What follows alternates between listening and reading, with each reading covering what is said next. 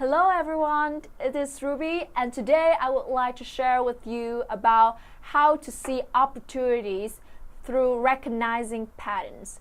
Okay, so let's start. I would like to start our lessons today by mentioning a quote from Swindoll.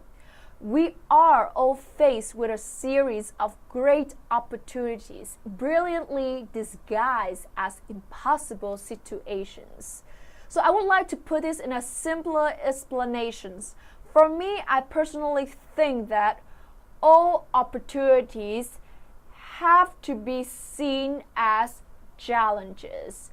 They are great disguise under challenges. So if you are able to go through different challenges and different adversity, there the opportunities are waiting behind it. So we have to be aware that there will be always difficulties before you can see the good opportunity. So what is patterns and how to recognize patterns? I put this very simple question here that I'm sure you'll be able to do this. But let's just go over a little bit and explain how this thing works. So the question is that there are 3 columns, and then the question is what would be the 4th columns?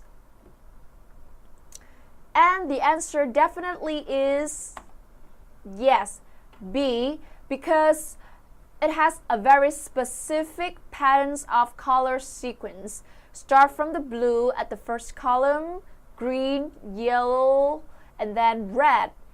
And then for the second columns, the red colors at the bottom will be the start, and then following the same sequence of colors side by side. So yeah, this is recognizing patterns, a very simple examples of how you recognize patterns. However, you should be aware that in real life, these patterns would be a little bit harder to recognize, but it is still in our capability in order to recognize these patterns.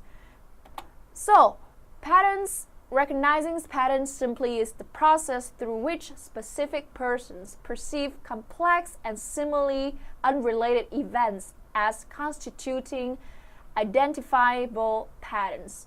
So how we're linking patterns, recognitions, and opportunities. Before we go further, I would like to provide you with 2 propositions. I hope you can take note on this and we go back later. I will not explain this now, but we'll do it later when we go through a few more definitions. I want to introduce you a concept of how we see opportunities through patterns recognitions. This concept is called connecting the dots, and there are 3 factors that you need to take into considerations when you're connecting the dots. You have to be always active to search for opportunities and patterns. You have to be alert and you have to have good knowledge. So what does this mean? Let's take basketball as an example. So, in basketball game, in order to score well or in order to win the match, you definitely have to be alert. So, Russell Westbrook in OKC Thunder always has to be alert to see the opportunity to score through assist or through a shot or through a drive, whatever it is. He has to be always actively searching for opportunities and patterns that help him to score. And alert, oh well, definitely the basketball players have to always be alert about the environment. What are the changes around the environment, how the environment is reacting, and how you have to respond accordingly to it. And lastly, you have to have good knowledge. They have to know about the basic rules, how the game goes, and what are the strategies in order to score. So I believe this is a very good example for you to apply the prefactors in your own ways to connect the dots.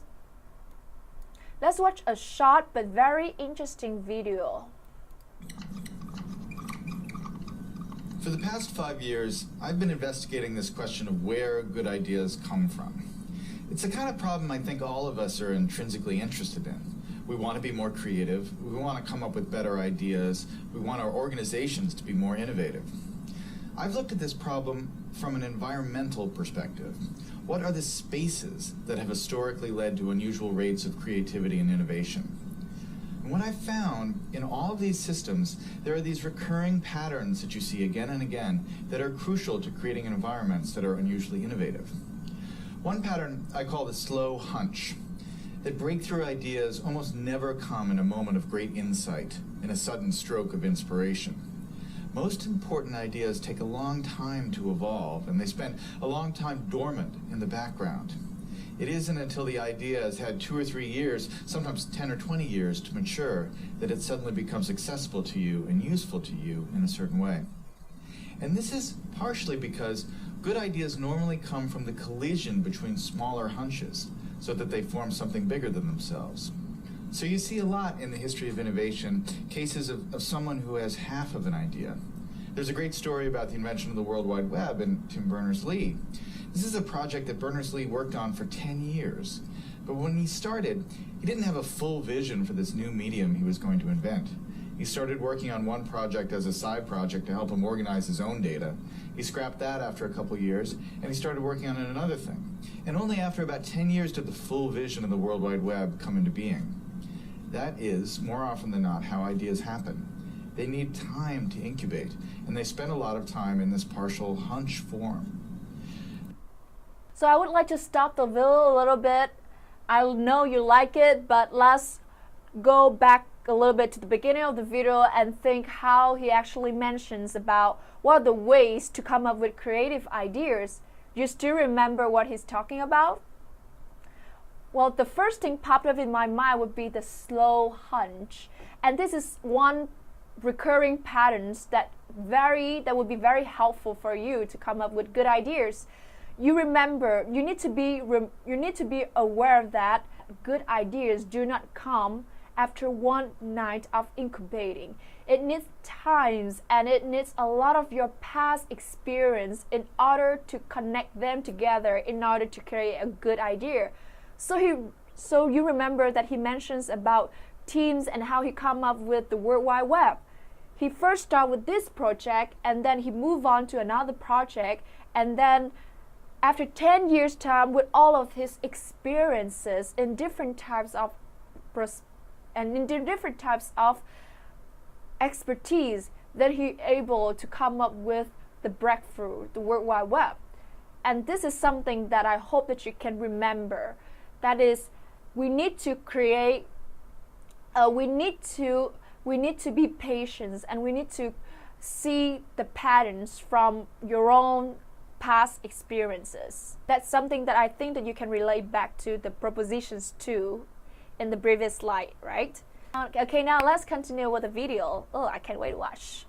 The other thing that's important when you think about ideas this way is that when ideas take form in this hunch state, they need to collide with other hunches.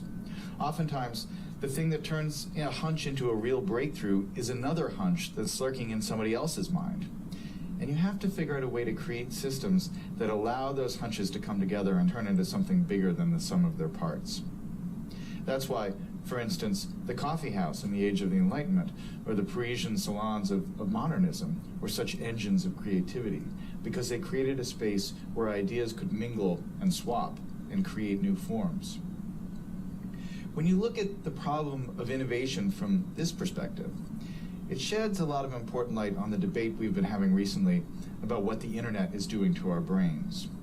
Are we getting overwhelmed with an always connected, multitasking lifestyle?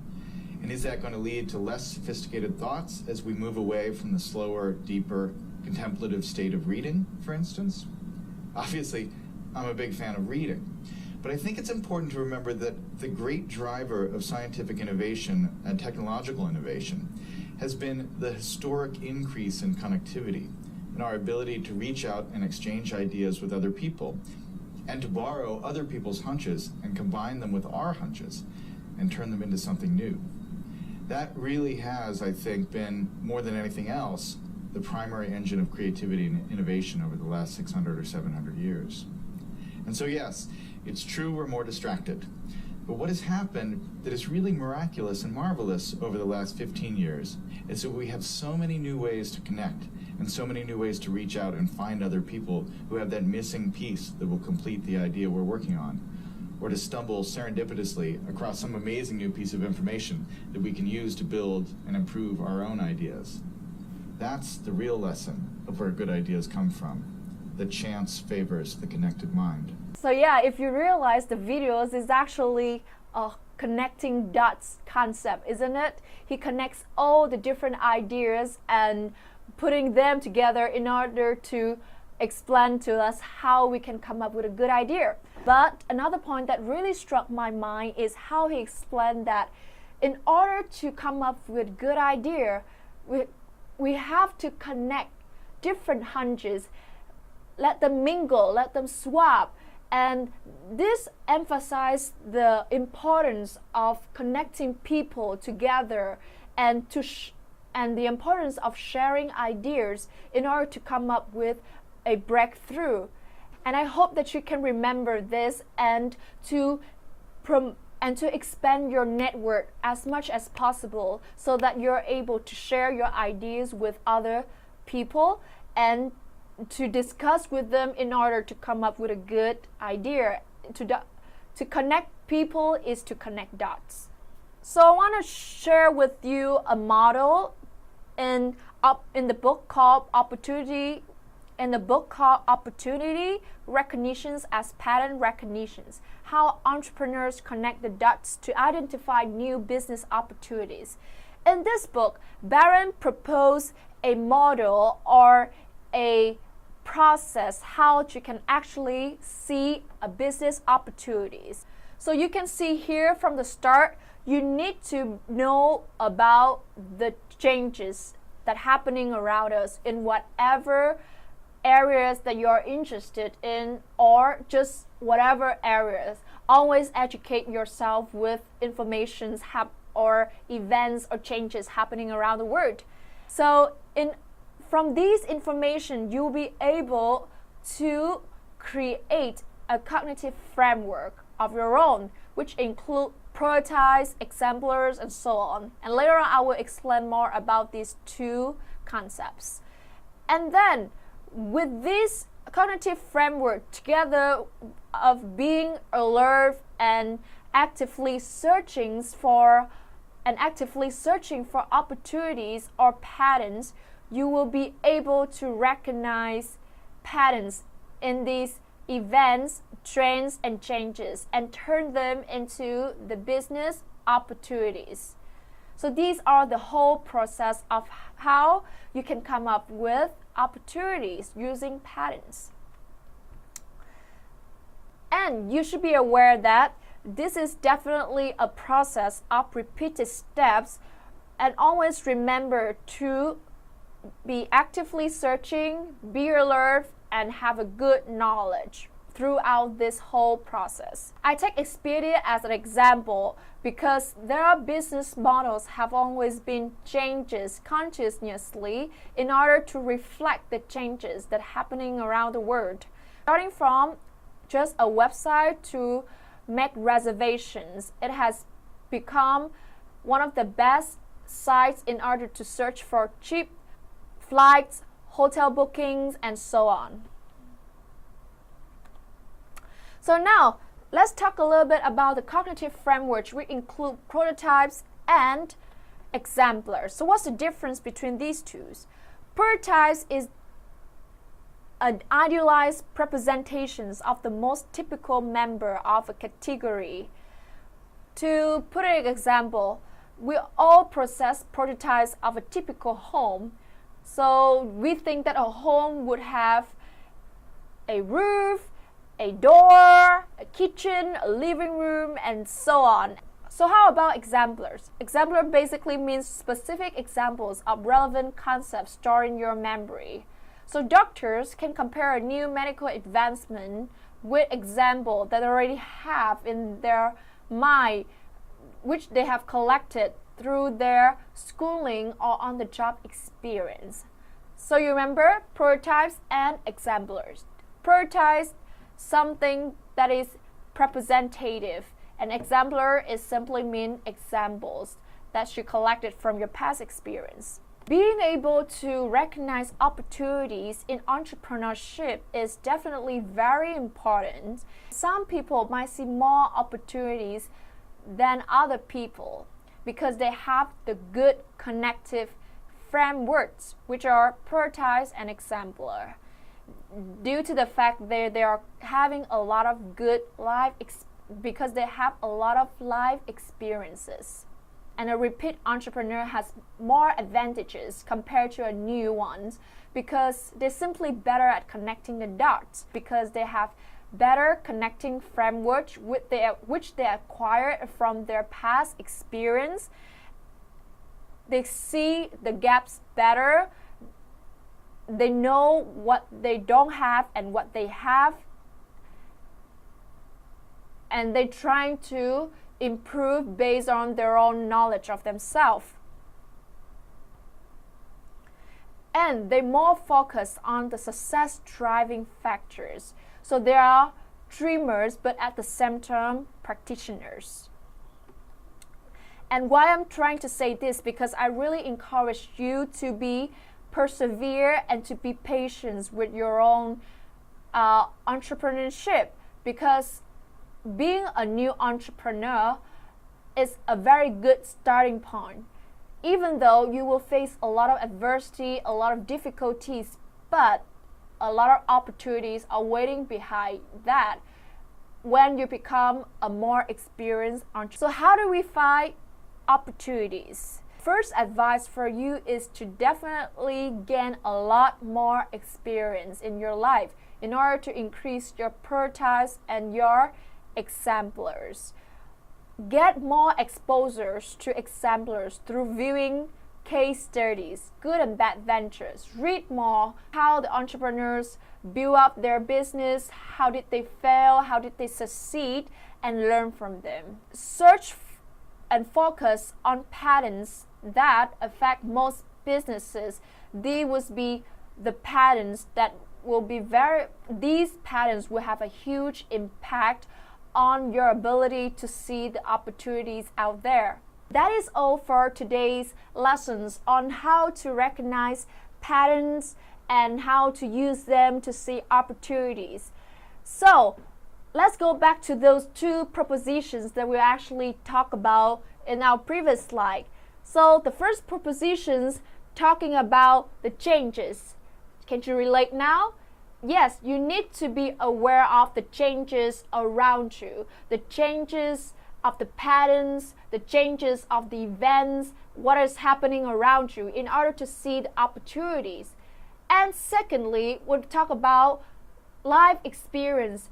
It is so important for you to have life experience in order for you to build a good cognitive framework, which primarily involves your prototypes and your exemplars. So these will definitely help you to see what is good, what is bad, to help you to have a better, good judgment. And all of these will help you to see better opportunities. Just a little bit of reminder, I have attached a few YouTube videos that I think would be super helpful for you to know better on how to see opportunities, how to seize opportunities as well, and to make it into a very good idea for your business. The best way to end today's lessons is to mention one of Steve Jobs' favorite quote: innovation is the ability to see change as an opportunity, not a threat.